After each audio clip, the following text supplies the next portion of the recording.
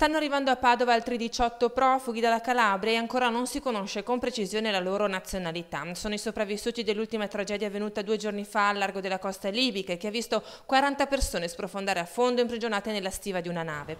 Su fronte accoglienza la prefettura punta sempre di più sull'hub di Bagnoli, dove i lavori potrebbero iniziare a giorni.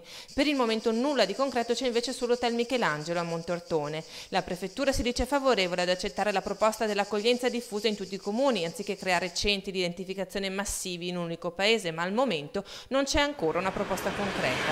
Gli sbarchi intanto sono quasi quotidiani e ogni giorno il Veneto si ritrova a far fronte alle emergenze e il presidente della regione intravede scenari tragici. In Africa è passata l'idea che in Italia si può andare senza nessun problema, anche senza documenti, con dei mezzi di fortuna.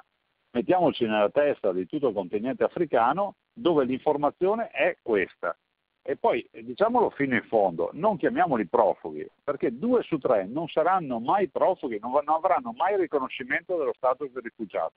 Quindi sostanzialmente viene chiesto ai nostri cittadini di dare ospitalità a 2 persone su 3 che non sono profughi.